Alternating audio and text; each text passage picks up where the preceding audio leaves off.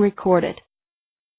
Before we begin, I would like to inform everyone or remind everyone that the webinar is being recorded and it will be made available later, and you will receive more information on that. The webinar today, Unstuck, Mastering the New Rules of Risk-Taking and Work and Life, will be held by Libby Gill, who's an executive career coach. But before beginning, I would like to give everyone a brief overview of the Riordan Program Alumni Association, or RPAA. RPAA aims to assist young professionals achieve their educational, professional, and charitable goals. Our initiatives include networking and professional development through webinar and events like the Diversity Movers and Shakers Mixer, Los Angeles Diversity Mixer, and of course DMAC, our Diversity MBA Conference that is coming up August 9th. All of our events fundraise for our community service initiative, which is the Saturday Business Academy, which is a high school college prep mentorship program at 3 South LA High School. To learn more about RPAA, please visit riordanalumni.com or feel free to reach out to me at bp.external@riordan.com. And now I would like to introduce Libby Gill. Libby Gill is the former head of communications and public relations for Sony. She is now CEO of Libby Gill & Company, an executive coaching and consulting firm. She has shared her success strategies on CNN, NPR, The Today Show, and the New York Times, just to name a few. She has helped many corporate clients like ABC, Disney, Deloitte, Kellogg, Microsoft, Nike, Oracle, and that's just to name a few. Today she will be sharing Unstuck, Mastering the New Rules of Risk-Taking in Work and Life. Before we begin, I did want to remind everyone to please keep yourself muted until you wish to participate in the webinar. This is going to be a very interactive. Participation is more than encouraged from everyone. When you do get ready to participate, ask a question, or just answer, you can unmute yourself with *6. Until then, if you can keep yourself muted just so we can allow everyone the opportunity to listen to Libby Gill. If there's any of you out there that may be a little shy or don't feel comfortable participating via the phone, if you could please, you do have the chat option if you're logged on to the online webinar. And you can enter your question, and Libby will address it as soon as possible. For those of you that are participating via phone, if you can please introduce yourself or say your name prior to asking your question, that would be greatly appreciated, as we know many of you are not shy out there and we don't want to have an issue with multiple people trying to respond at the same time. So with that said, I do want to turn it over to Libby Gill. Libby, thank you so much for your time. The floor is yours. Hello, everybody. I believe I am unmuted. If not, let me know in the chat box. And I'm delighted to be here with all of you and grateful to RPAA for asking me to present to you. I've talked to a number of groups of young people, I say that from my perspective, in either graduate programs in college and also post-grad where you've been out in the workforce for several years. And I really love the energy and enthusiasm and the questions that you bring to the table. And having been in the corporate world for 20 years at, as Nancy mentioned, at Sony, but also at Universal and Turner Broadcasting, and now 14 years being an entrepreneur, having my own business, I hope that I can bring you some perspective and maybe even a little wisdom to the table. And I do encourage your questions. You're welcome to chat along, and I'll open up periodically by asking you to unmute yourself with *6 so that this can be interactive, which is particularly, I think, instructive for a webinar, because otherwise, you know, it's too easy to tune out. I want you to tune in and stay contributing. So I want to start with this quote. That's actually a shot that I took. I'm not at all a photographer, but I went to Bhutan this summer, which is a small landlocked country bordered by China and India. And my son and I climbed up to this monastery up in the Himalayas. And I just think for me it was a risk. It was somewhere I had certainly never been. I had never hiked that high before and been up in the mountains like that. And I just thought that was a good starting point for our webinar tonight. And I think this quote is really apt, that it's never the mountain. It's not the mountain that we conquer, but ourselves. And that's truly what we're here to do, is to talk about how you can grow, how you can build the career that you want, how you can take bold risks and really create the kind of not just career but the personal life you want as well. And I'd love to hear from you in the chat box. I want to start by asking you, I warned you this would be interactive, and we're going to make our best use of technology, but I'm curious to know, when you look ahead to your career and you think about the ongoing challenges that you will no doubt face, that all of us face, what do you think are some of the attributes that you need? What is the most important trait that will help you on that journey and really help you develop the professional, and some of you, I'm sure it's still the academic career that you're just beginning? Maybe it's vision or strength, but just right in there in that chat box, I'd love to hear a cross-section of thoughts of what is the driving characteristic that makes you stay focused and on track to your own success. Anybody? And if you want to unmute yourself at *6, just go ahead and throw that in. I see MPV is typing, and I'd love to hear what you have to say about your most important characteristic.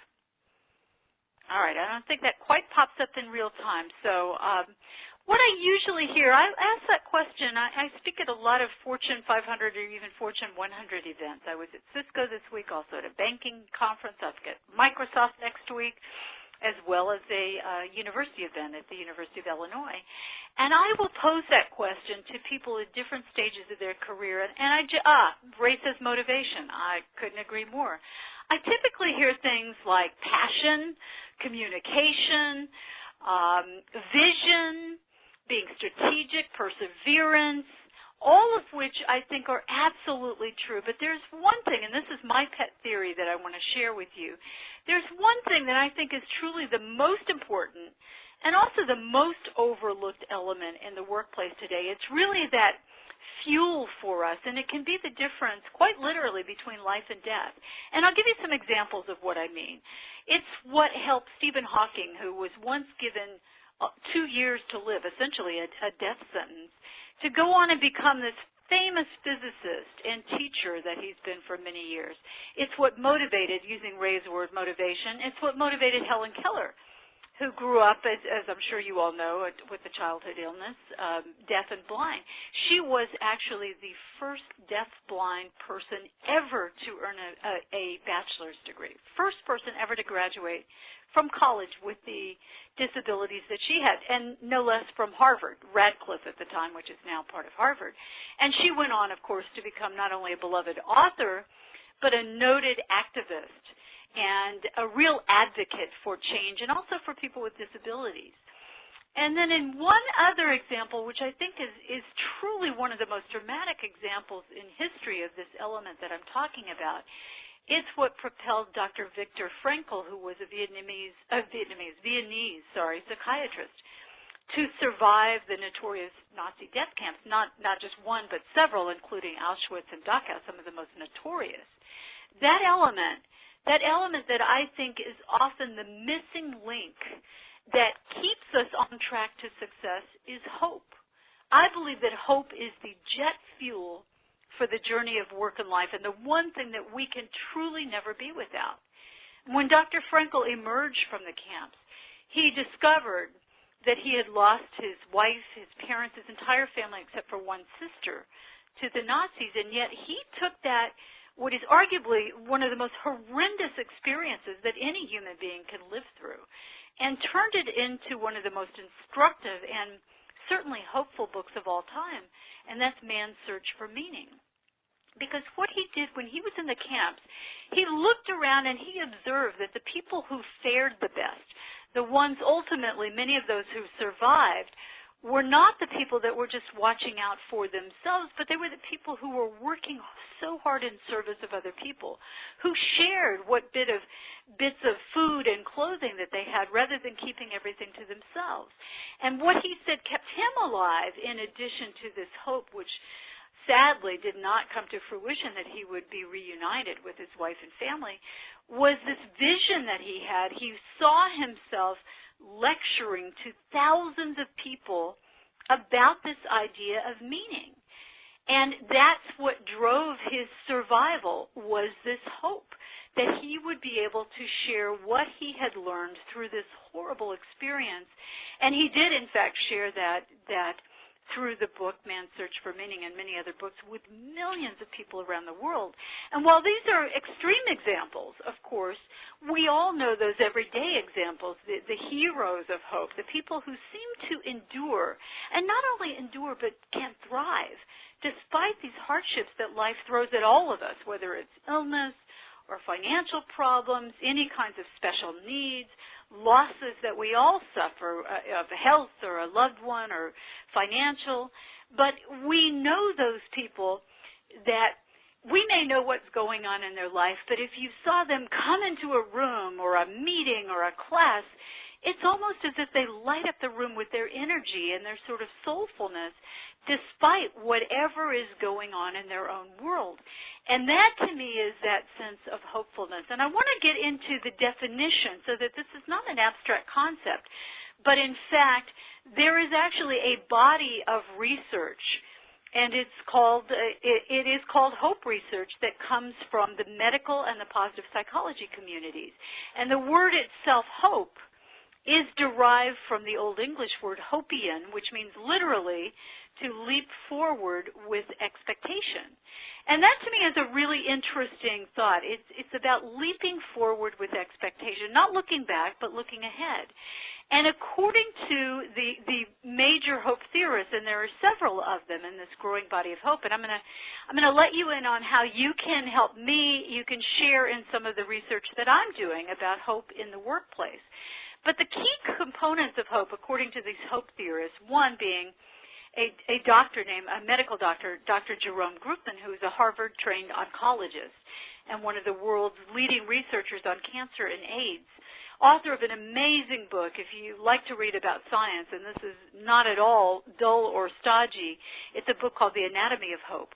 And Dr. Groopman says that hope is based on two key components, and those components are belief and expectation. Belief simply that change is possible. So think about that for a moment. Just a fundamental belief that change is possible. So if you believe that, and some people do and some don't, but think about if you believe that change is possible, you're much better positioned to stay on track to your own goals. The next thing is the expectation that what you do as an individual will have a direct and positive impact on your future. So it's belief that change is possible and an expectation that your actions will have a positive result. That's the essence of hope right there, according to Dr. Groopman. Now, there's another doctor. I see our chat bar, it seems to have disappeared. I don't know if you can pull that back up, but if you can, that would be great, or at least it's disappeared from my dashboard. But as I was saying, so Dr. Groopman talked about belief and expectation. The host has left the meeting to speak with meeting support and will rejoin soon. Okay, I don't know if you could hear that, but they're going to fix that chat box for you. So another doctor, Dr. C.R. Snyder, who was a positive psychologist and professor from the University of Kansas, now deceased, but Dr. Snyder, I encountered him first because he is an expert on, believe it or not, on excuse making. And as an executive coach, as you can imagine, I go into a lot of Fortune 500 companies and I work with leaders and also high potential, the rising stars, emerging leaders. And excuse making is always part of the corporate culture. There are always excuses. And if we give in to them, obviously that can block innovation and growth and progress. And so that's how I found Dr. Snyder. But what he said about hope, and he wrote a book called The Psychology of Hope from his perspective as a positive psychologist, he said hope is comprised of willpower, meaning just what we think of as that positive attitude, or as Jay said, motivation, and then way power.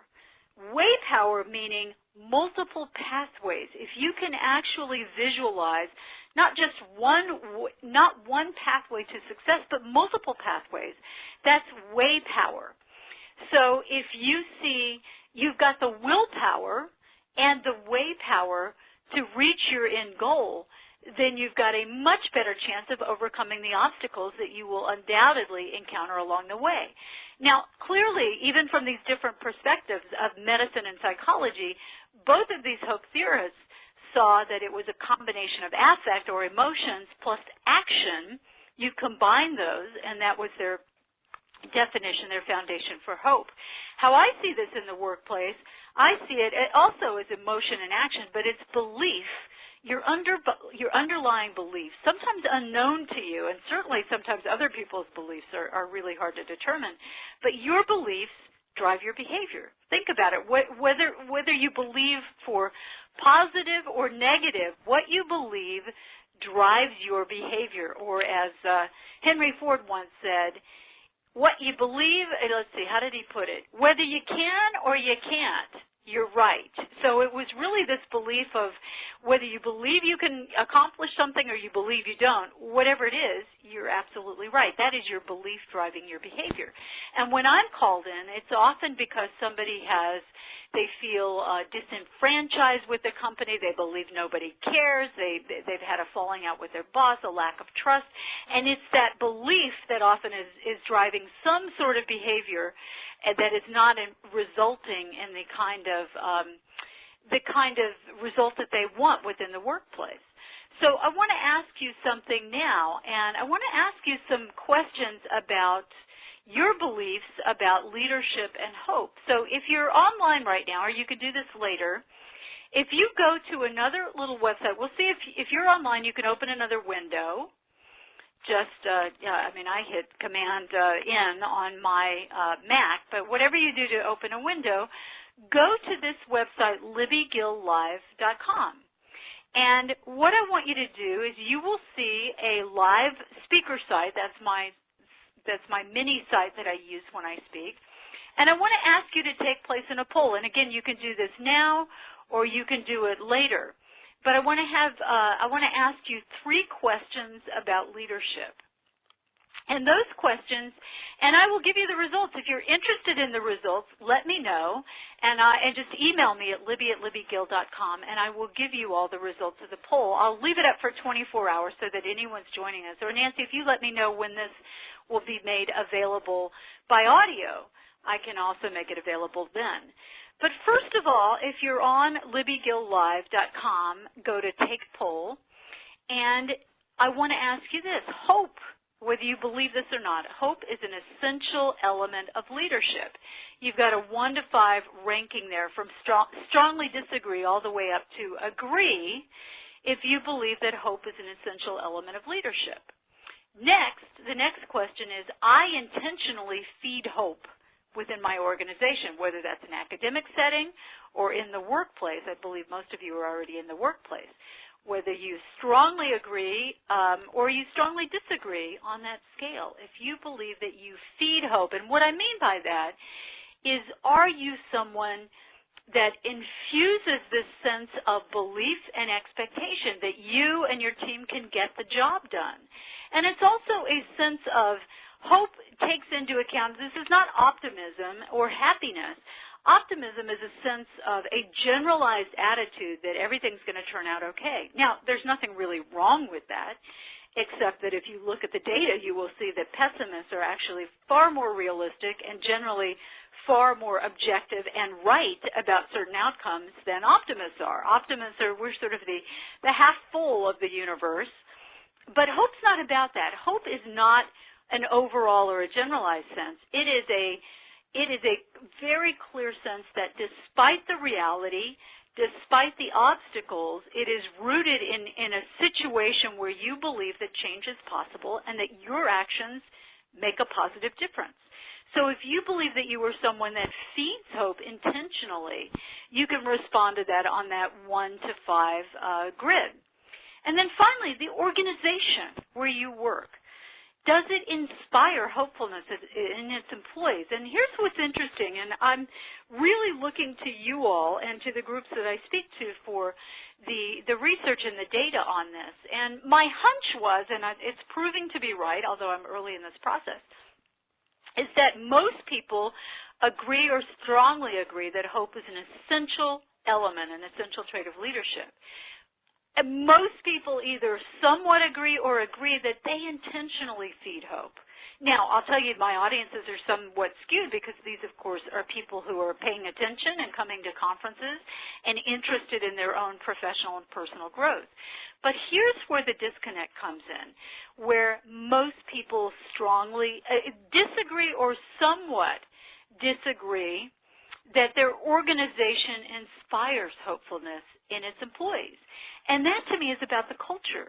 And what that says is that all of us as leaders need to really instill this sense of hopefulness in other people, in our own teams, in our colleagues, in the people at sort of the 360 level who are all around us in the workplace. And of course, by extension, you can take that into the classroom, into your own communities, into your religious settings or your activism, anything that you do. And I'll give you a sense of what I was talking about with the beliefs and behaviors. When you understand your own belief, you've got a much better shot at if you change the belief, you can change the behavior. Now, of course, it's a little bit harder when you're dealing with other people's belief systems. But with enough communication, with enough honesty and collaboration, you can certainly begin to understand what other people's underlying beliefs are as well. And I'll give you an example. When I was recruited to go to Universal Studios, I came in at a time when the company had gone through massive change. At that point, it was the most stable studio in the industry with the same leadership team in place for more than 40 years. So what that meant was that there was this real solidity and stability in the company, but it also meant that the group was, the divisions were very siloed. And in fact, at my very first staff meeting where I was centralizing the communication functions, I came in with the television, the changeover in the television division, and at that point there was a new owner. The Seagrams, the spirits company, had bought Universal and had changed every business unit head from theme parks to music to movies to television, consumer products to motion pictures.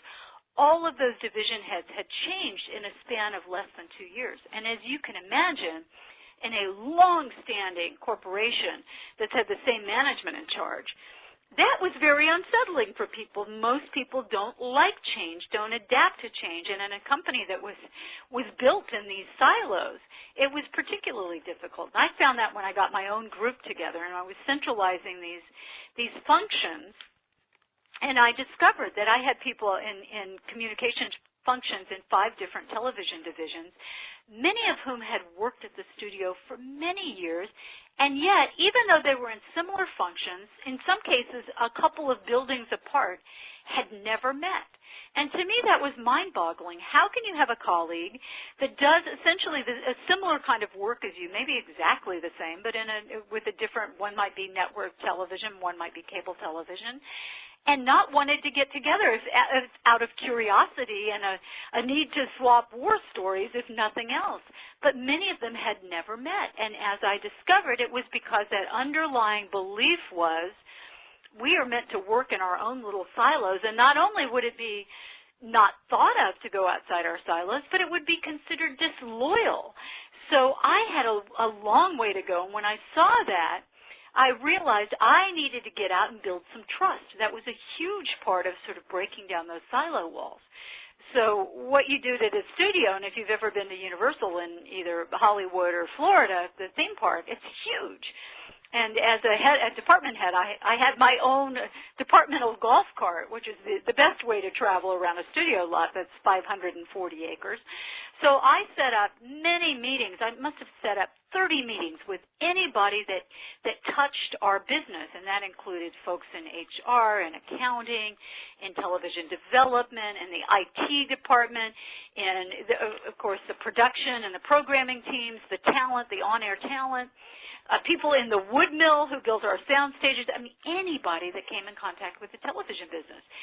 And it floored me to find out that people weren't really interested in meeting with me. Now, I was pretty nice, so I expected, wouldn't they take a meeting with the new head of communications who just wants to come over to your place and introduce herself? But I found it much more difficult going than I had anticipated. But I may be nice, but I was certainly persistent. So I continued on my mission, and pretty soon, bit by bit, when people saw that I was not looking to bring them into my agenda, at least not initially.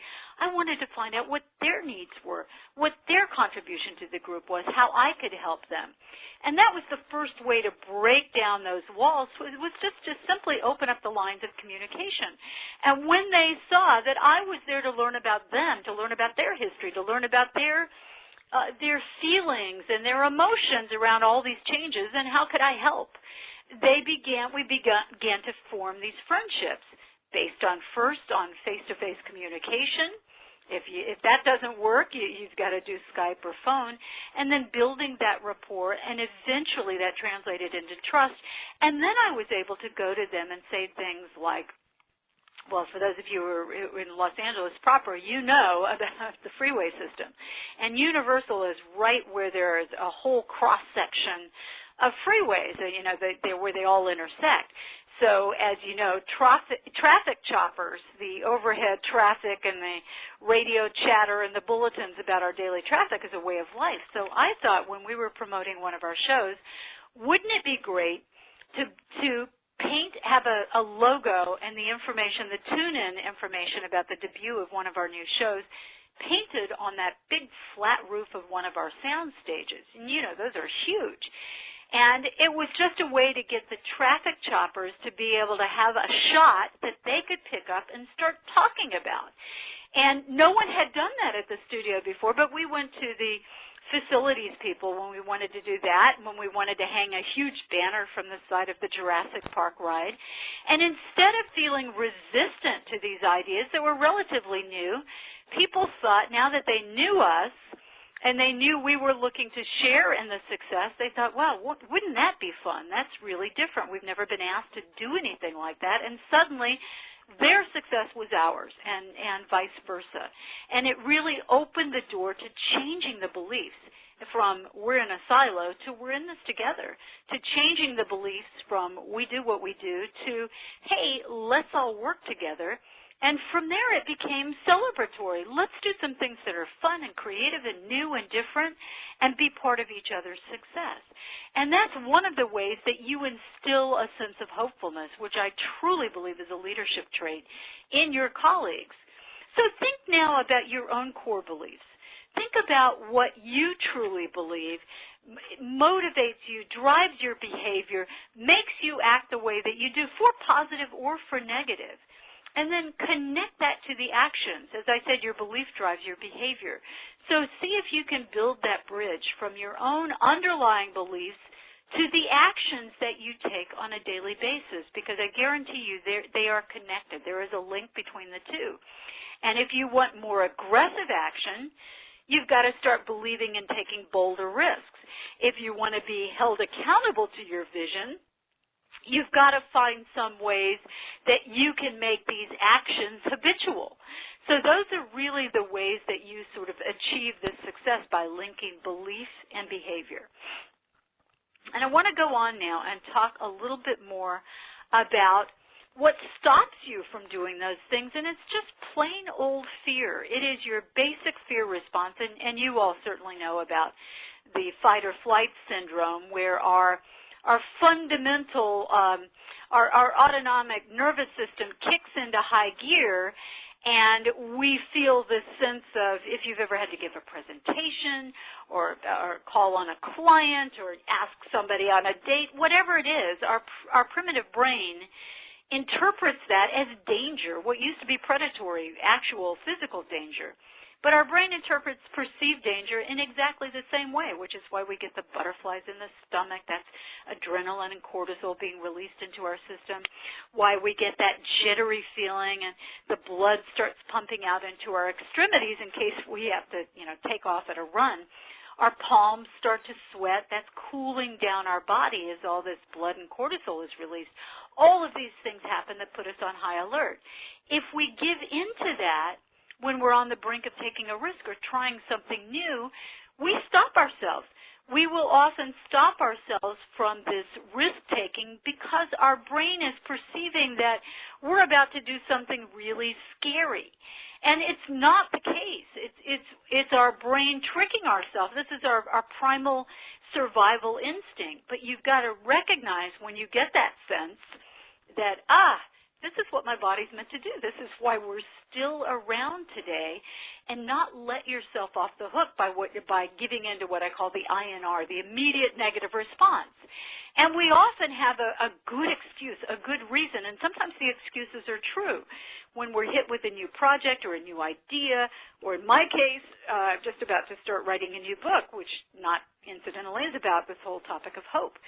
We get that feeling of, oh my gosh, that knee-jerk fear reaction, that immediate negative response, and we may hear ourselves say something like, oh, I just don't have enough time, or I don't have all the credentials I need, or I don't have enough money, or I'll start that next month. Now, if you enculturate that into your workplace, and many workplaces do, and I'll bet you've heard something like this sort of corporate INR where you say things like, gee, we've never done it that way, which I certainly heard in my corporate world. Or you hear the flip side of that. We've always done it that way, meaning, well, there's no other way to do this. If you give in to that INR, which is simply that fear-based reaction, you stop innovation, you stop growth, you stop bold risk-taking, and you stop taking these chances that you need to take to propel yourself to success. And I'll ask you right now to think about a time when fear, by whatever you call it, doubt, insecurity, out-and-out panic, whatever it was, stopped you from doing something, even though the intellectual part of you, the intellect, the cerebral part of you knew that action step, that idea, that mission that you wanted to embark on had a really high probability of a good outcome. The odds were that you would get a good result if you did that, and yet you stopped yourself with some kind of fear excuse. Now go back to that and think about, if that were today or if that's tomorrow, what might you do differently to get a different outcome? Because again, belief drives behavior. If you believe and you convince yourself, I simply don't have the time for that, I'm too old for that, I'm too young for that, I'm too thin for that, whatever your belief is, I don't have the money for that. Now, as I said, the excuses may be true, but if you find a way to transcend them, you find a way to get past that, then you will have a different outcome. And that's what happens with the bold leaders of the world. And believe me, it's one step at a time. Nobody at Apple, including Steve Jobs, woke up one day and said, hey, how about an iPad? It doesn't work that way. It's that series of small steps. It's what I suggest leaders throw out on the table, your good, bad idea. Throw something out there and let others build upon it. But you don't want to stop yourself because of this perceived idea that it won't be taken well.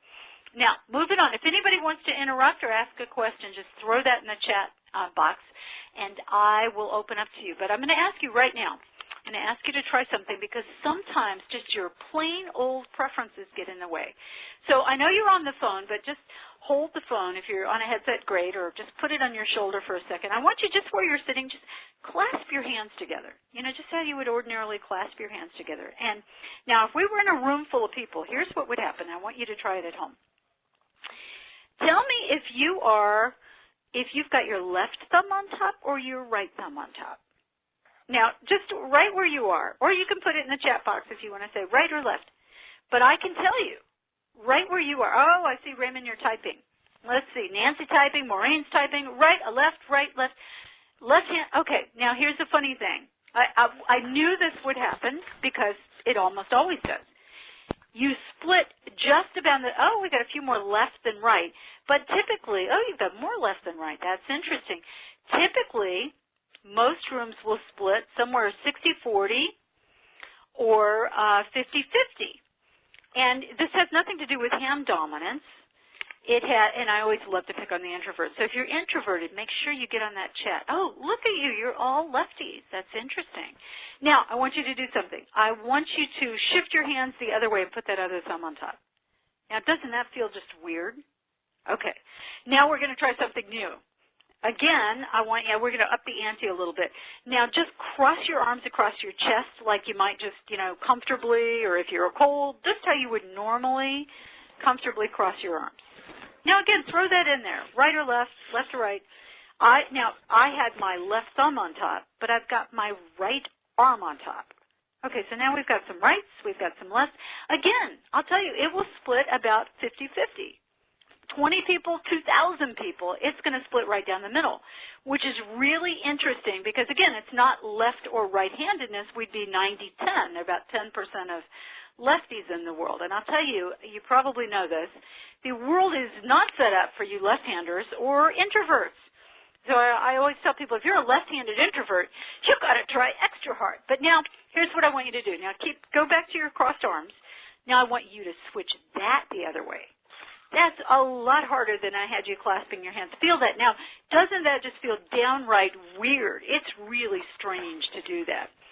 And now here's what I want you to know. I've got my right arm on top, even though I have my left thumb. So those of you who have your right arm on top, and you're mostly lefties, at least the ones who mention that, those of you with your right arm on top, congratulations, because you have the natural gene for hopefulness. No, I'm kidding. I'm kidding. I don't want anybody to think I'm serious. No. Here's what this means.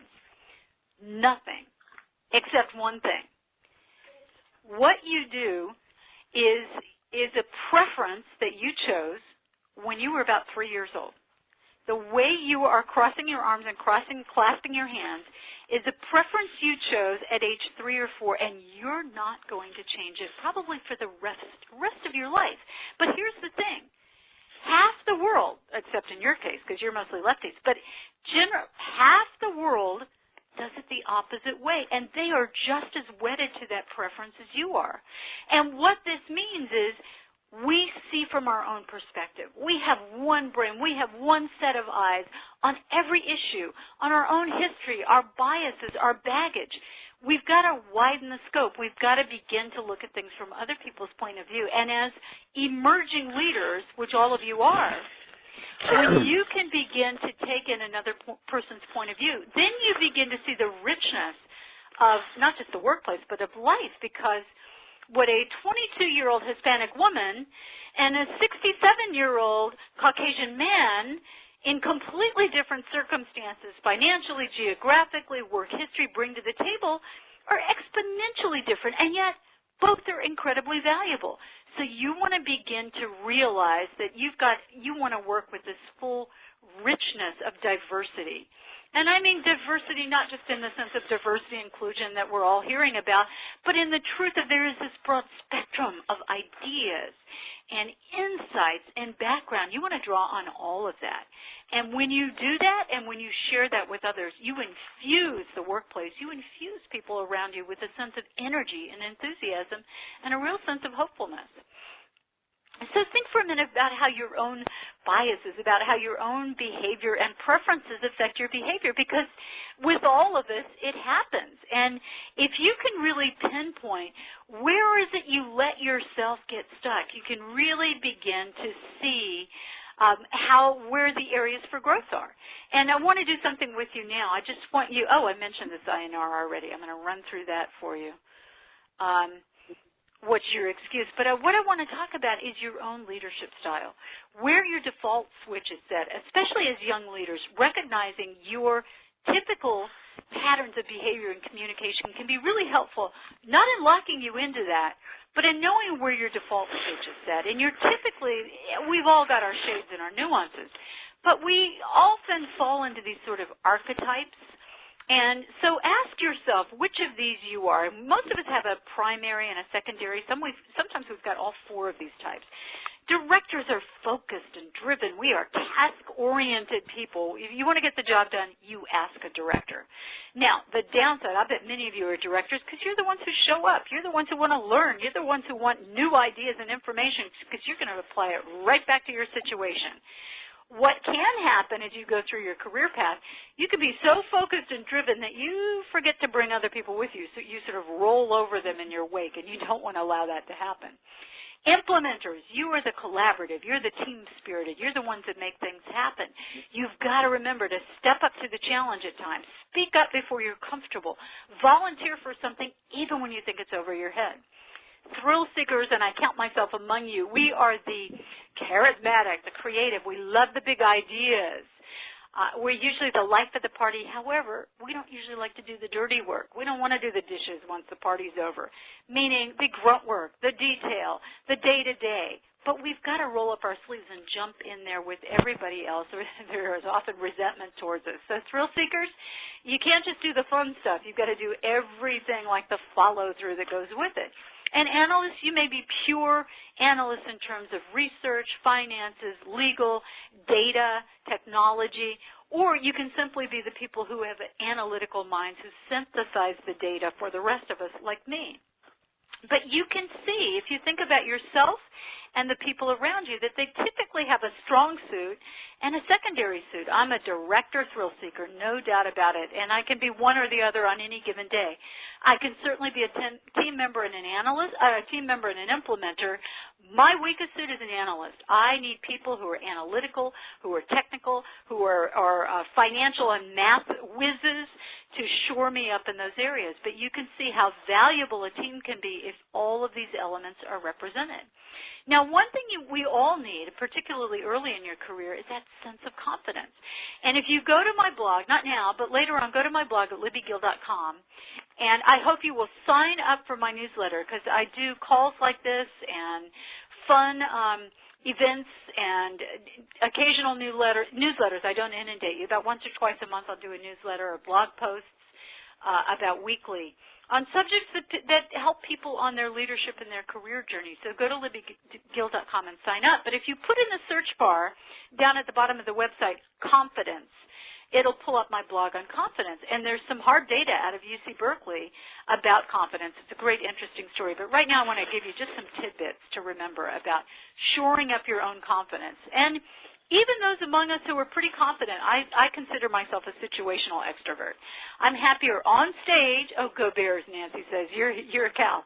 I consider myself, I'm more comfortable talking to 1,000 people when I know my content, frankly, than I am at the VIP cocktail party where there are 20 people who I have to schmooze with. That's situational extrovert. But participate in meetings, even if it means you come in with some prepared remarks, you know, on a note card in your pocket or in your briefcase. Ask a question. My trick for meetings, too, is if you find it difficult to speak up in the first 10 minutes because you will not let your anxiety go through the roof. You won't worry that everybody's already said all the smart stuff or asked all the questions, but participate. Have a point of view. It's okay that you're young. It's okay that you're relatively inexperienced or that you're new. That's okay. We want your perspective from your point of view, but have a point of view. Check the news. Know the headlines. You got to know that there was an earthquake in Chile. Chile, am I right about that today or yesterday? You've got to know what's happening. I mean, some people, maybe Nancy, are up on sports news. And women, if you happen to know sports, jump into the conversation. A lot of people are going to assume that you don't. But if you do, don't be shy about having a point of view or a team. Dress the part. Oh, my gosh, I cannot emphasize this enough. We know it's a hoodies and, you know, flip-flops world, but don't do that at the office. Even if it's a casual workplace, be a little bit better dressed than everybody else. And for heaven's sakes, if you're on the interview or you're going to an important meeting, much better to be overdressed than underdressed. You know what that means in your world. If you don't, ask a friend who does or hire a stylist. I kid you not, it'll be the best $200 you ever spent when somebody puts your wardrobe together for you and tells you what to wear and what goes with what. Sit in the front. when you go to a presentation, when you go to a meeting or a training, or you have an opportunity to chat or ask a question. I taught at Cal State Northridge for a year, an entertainment business class as a pilot program. I'd never taught before.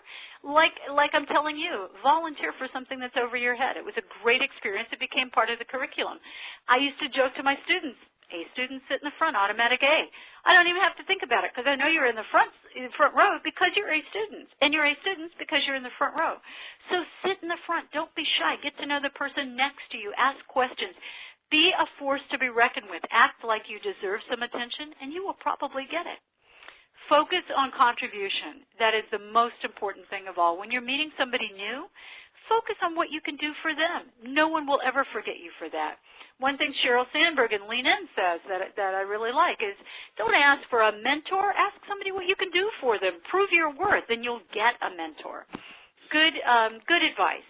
Now, something that you can take with you just as a mantra, as your sort of watchword, is this, what I call the CSE model. Clarify your vision. Be very focused on where do you want to be in a year. Not on 30 things, but on one thing.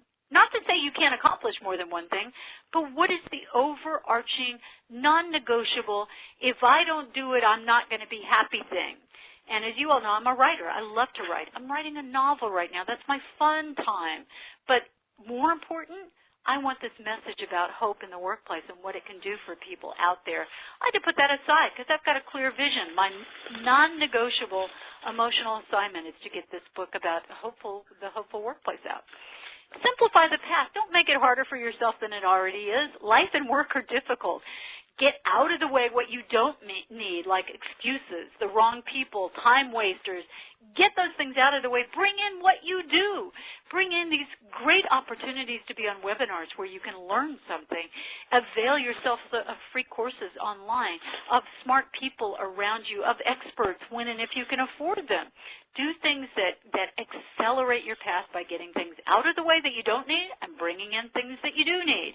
And finally, execute your plan. Figure out where you want to be in a year. I have a tool on my website, and it's under the resources page, which I believe is under executive coaching, and it is your 2014 quarterly plan. And it's a very simple, plug in what you want to do and how you're going to make it happen and when you're going to make it happen.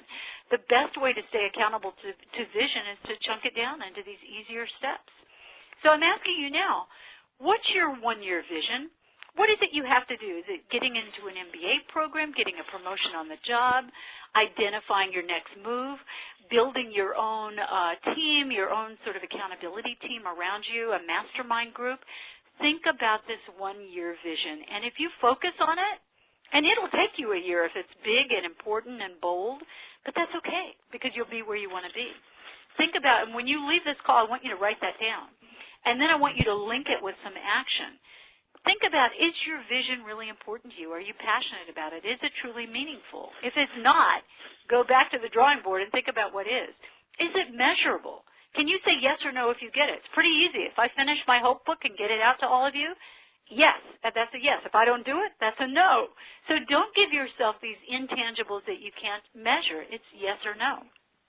And finally, is the outcome within your control? Now, this is important because you can set the bar really high, but it's not always up to you to manage.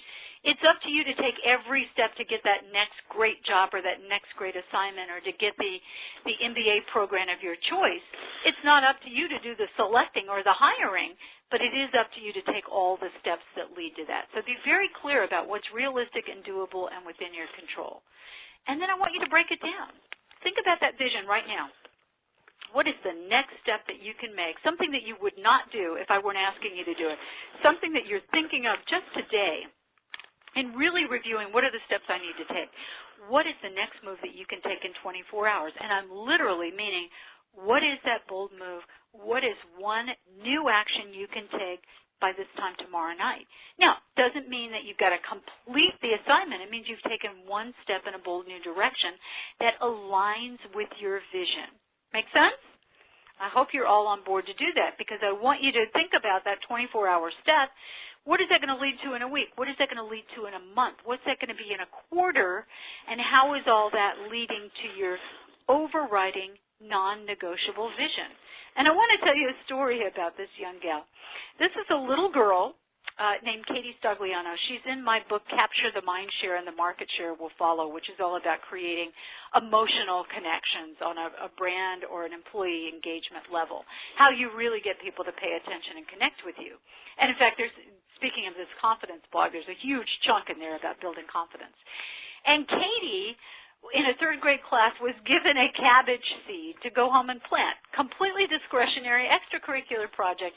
And she decided, well, what the heck, I got the seed, I might as well plant it. Katie planted this thing, fed it, watered it. It grew to what you see on your screen, 45 pounds. She was 9 years old. It was as big as she was, literally. And she got so excited about this, she and her mom donated it to a soup kitchen where she lives in South Carolina. She didn't even know they had soup kitchens, but she donated it. It fed cabbage soup to 275 people. Katie was so fired up with that enthusiasm of childhood, you know, that's so great when you're a kid. She thought, I just fed 275 people. I wonder what I could do if I go home and plant some more. And she filled out the garden. She planted another garden and another and another and another. Katie's now 14. She has planted, personally, oversees 50 gardens, including her flagship garden, which is now on the campus of her middle school. She has helped kids all over the country get grants in 29 states, grants to start their own gardens. She started a 501c3 company, which she is the founder and executive director of, and she just got a Clinton Foundation Award for Global Citizenship for what she did. Now think about this. This is a little girl. This is a 9-year-old kid who started this with one seed. And the metaphor, I don't even have to explain to you. The metaphor is you plant a seed where it's meant to grow. You give it a little food, a little water, a little nourishment, a little sunlight, and it's going to grow. So figure out what that is for you, what you love, what you have the ability, the passion, the desire, and build towards that, and you can build something unstoppable. And I want to tell you one final story, then wrap up and open up to some questions. And this happens to be a quote that I love, and it's also a quote that I use for my book, Traveling Hopefully. To travel, hopefully, is a better thing than to arrive. And this little figure here is a Japanese folk toy. For a couple of years, I went to high school in Japan. And this is a little toy. It's a papier-mâché doll, essentially, that you would buy at a shrine or a temple. And it's based on the god Daruma. And Daruma is the god of perseverance. And as you see, he has no legs. When he prayed for so long by the riverside, as these old stories go, his legs fell off, but that didn't stop him, because when you knock him over, he bounces right back up, which is why he is the symbol for perseverance, for never giving up. And this little Daruma happens to be mine. This is the Daruma that I bought when I was 15 years old. And when you buy these, those big round eyes are blank. They're open. And you color in one eye. You see the one that's got the big color in it. When you essentially you make a wish, a little like our birthday candles, except that you set an intention, a goal, a mission, or you give it to someone who's about to embark on that, like a new job or a new baby. And when it comes to fruition, when it happens, when it comes true, when you realize that objective, you color in the other eye. And when I was about 40, I'm a lot older than you guys, when I was about 40, and my wish was, I grew up in a very chaotic, very unhappy home, which is what my book, Traveling Hopefully, How to Lose Your Family Baggage and Jumpstart Your Life, is all about. And I set this intention at that time to have a happy family, which had eluded me, a pretty home, and a great job. And that's what I wanted. Still makes perfect sense to me today. And when I was about 40, I thought, well, I'm kind of there. Maybe I'll color in that other eye. And I started to, and I stopped. And I said, wait a minute, I'm kind of there, but I'm not there.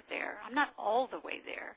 And it occurred to me that I'm never going to be there. I'm just not going to be there all the way there ever, because when you reach that goal, we live in an ever-expanding self-evolution. If we're curious, if we're hopeful, you just set the bar a little higher. You think of something new. You create something. You share something. You contribute something. You go back and start again. Emerson said that man, and I'll include women in that. Man is just a bundle of beginnings, meaning we are always beginning. We are always starting over. We are always recommitting. And what I want to do to give you that, just that last little sense of accountability is I'd love for all of you to take that idea that you are that work in progress. You've got that little Daruma looking over your shoulder. You've colored in that eye. And I want you to think of someone in your world that you can share that goal with, that big vision. Someone, and maybe someone on this call that you know, that you can share this vision with, and you can have that person be your accountability buddy. And what you do to start this off is you simply have one phone call once a week, 10 minutes, 5 minutes each way, or expand it to half an hour or to an hour. And you have a phone call and you say, you start with, what was the vision? Okay, what was the step you took towards it today or this week or this month? And did you do it? Yes or no? Yes? Great. I'm celebrating with you. No? What got in your way and how can I help? When you do that, you will find with a partner to hold you accountable, to give you that objective feedback and say, you're tougher than that. You're smarter than that. You can do it. You're more courageous than that. Take the risk to cheer you on, to sometimes give you a kick in the rear end or to give you that pat on the back. You will be amazed at how much you will accelerate your own path. When I went into business for myself, and by the way, I was 47 when I left the corporate world and started all over. I published my first book. I started my own business. Everything. Started life. I lost 30 pounds. I ended up, newly single. I bought a home by myself for the first time. All of these things, really daunting at any stage of life, but at that stage of life. And I found, I didn't know that's what she was at the time, but there was someone else in my life, my professional life, going through similar changes. And we had a morning call every morning. It was about 15 minutes as we drove into work. And we held each other to task every single day. Now, it's changed over the years. I'm on probably my second and third partners, and I have two different partners right now. But every Monday, Wednesday, and Thursday, I have those morning calls at 8 o'clock. It is life-changing. So I want to encourage you to think about having that accountability partner, adding that voice to your own risk-taking, to your own boldness, to your own sense of hopefulness, and you can really begin to grow and accelerate. So accelerate, I just coined a new phrase. That's a combination of accelerate and celebrate, accelerating. And I want to thank you all. And again, I really want to encourage you to stay in touch. Take that poll on libbygilllive.com if you'd like to. You can also sign up for my newsletter right there, and we can stay in touch. I can let you know when I have other calls like this. I want to thank RPAA so much for bringing me on this call. I'm delighted and really honored to be able to share with you. And now I'm going to just, wow, look at that. It's exactly 8 o'clock. I'm going to open this up for questions and see if anybody's got a question. You can also unmute yourself and just jump in at *6 if you want to unmute and ask anything. I see Nancy's typing. I see a couple of people are typing. And speak up and or send something via the chat room. Don't be shy. Hi, Libby. This is Quinn. Hey, Gwen. Hi. Hi. Thank you so much for taking the time to speak. Speak with all of us. I'm sure this is great preparation for our recruiting event coming up, and just for life in general. I have a question in terms of where you talked about keys to confidence, and the first bullet point was participate in meetings. Mm-hmm. So as a young professional, I work directly with the COO and the CEO of a pretty big healthcare company, and I go to a lot of their meetings with them. And I was just wondering, what would be your some concrete advice you can give? One, how do I determine whether it's appropriate for me to speak up? Because I'm in a meeting with all the the executives of the health plans and the different hospitals and our partners, and what would be how can I determine the appropriate type of question to ask in the meeting versus sort of after the meeting offline with my boss, for clarification, etc. That's a great question. I'm really new to the healthcare industry, and I don't want, and all of these people have been there for more than 30 years. I don't want to You don't want to set yourself up or embarrass yourself or your boss. Right. Yeah, absolutely. Right.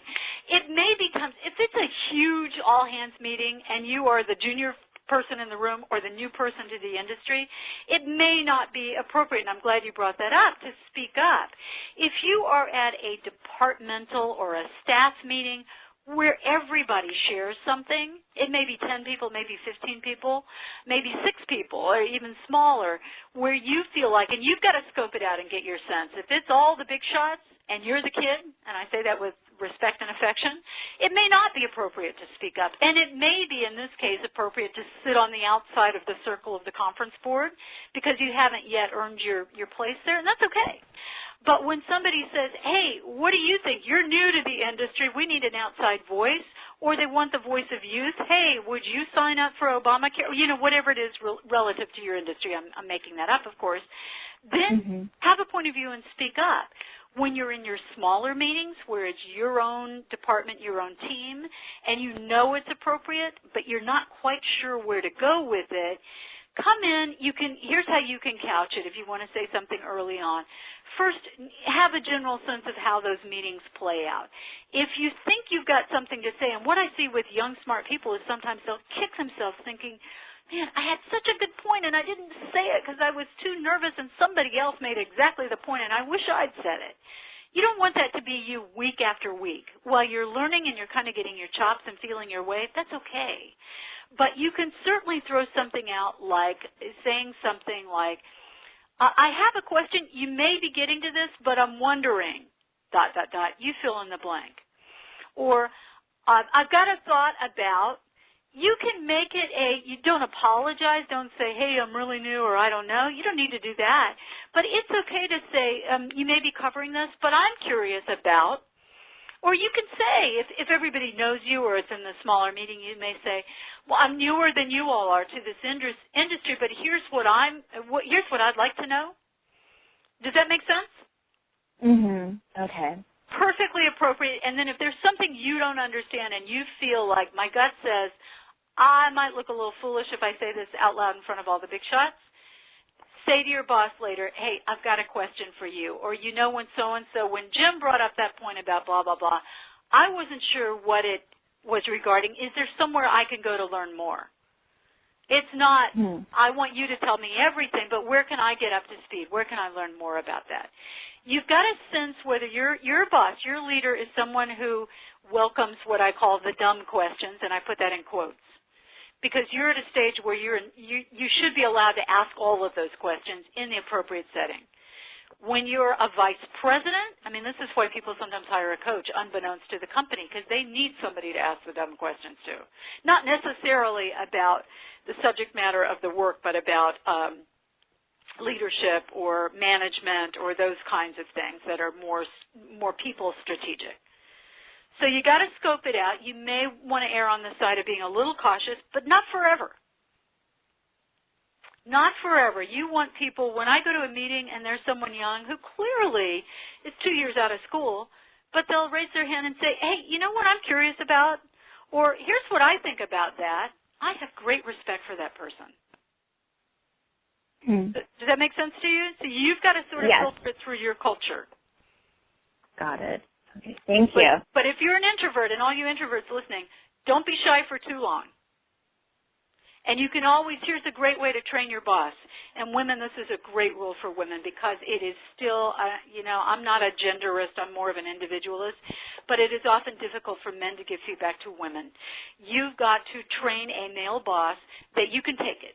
And you ask questions on a routine, non-threatening basis like, hey, was that okay what I asked in that meeting? Hey, what'd you think of that phone call? I'd like a little feedback on, not to be a pest and ask every 2 seconds because you're looking for approval or a pat on the head, but you're looking for feedback. You want people to know that they can tell you, that they can say, you know, you should have come to me on that, or here's what you don't understand about that. Train them to know that you're looking for that, because then when it comes to how am I doing on the job, you're not going to be surprised when it comes to performance appraisal time. You've already established that you're open to feedback, including the criticism. Make sense? That goes for everybody at all stages. Thank you, Gwen, for that. I appreciate your opening the door. Anybody else have a question?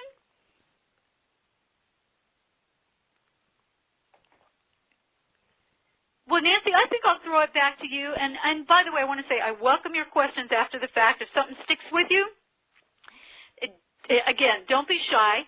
Email me at libby@libbygill.com. Happy to take your emails. And just let me know you were with the group here tonight, or, email me in 6 months. I don't care. I answer. It's not always in an hour or a day, but I'm happy to respond to emails.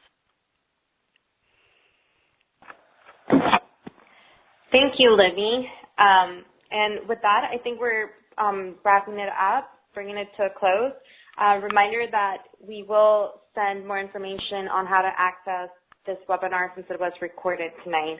Thank you to everyone. I'm sorry? Hello? I think that was just a nice thank you from somebody out there, right? Actually, I had a question. Oh, Can great. you hear Go me? for it. Mm-hmm. Hi, this is Trina. Hold on. Sorry.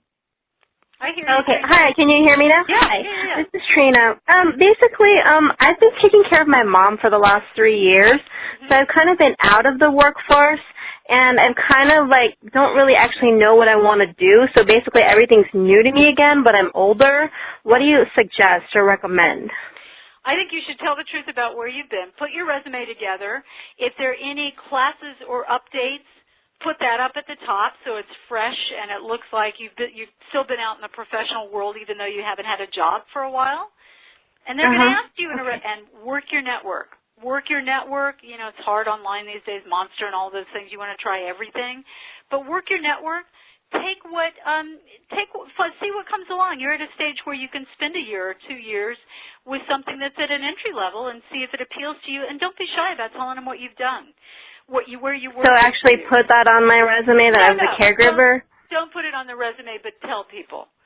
Okay. Tell people, and you could even say it in a cover note. I mean, I've done temporary agencies, like in between, so that's what I have on my resume right now. Okay. But it's like every maybe twice a month. I don't work consistently, just a couple times a month while I'm taking care of my mom. But now it's at the point now where she can be taken care of by my aunt, so I can get back into the workforce.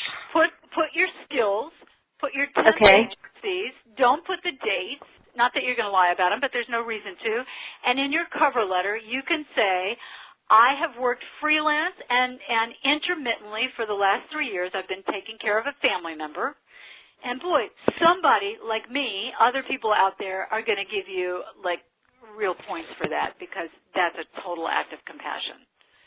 And they're going to recognize that because either they've done it or they've had the good fortune not to have done it, but you've been a dutiful daughter. And I'm hoping somebody will give you a break, and certainly the karmic world will spin your way. But put a professional resume together. Don't dwell on it. Don't bring up a lot of details about the health. Just be positive and say, I did what I needed to do, and now my mom's in good hands, and I'm moving on. Okay. All right. Okay. Thank you so much, Libby. Absolutely. Okay. Good for you. Okay. Good luck. Okay. Okay, thank you. Bye-bye. Anybody else out there going once? Going twice? You've been really terrific, and as I said, just don't hesitate to follow up with an email if something else occurs to you. Oh, wait, I see Maureen. Maureen is, thank you. You are quite welcome. It's really my honor to be here. I appreciate it. Thank you, everybody, for bringing me on board and for all of you listening. I do appreciate it. So long, everybody. Thanks a lot. Thank you, Libby. On behalf of RPAA, thank you so much for your time. And everyone else, next week we will be sending information on how to submit your resume Dropbox for our recruiters.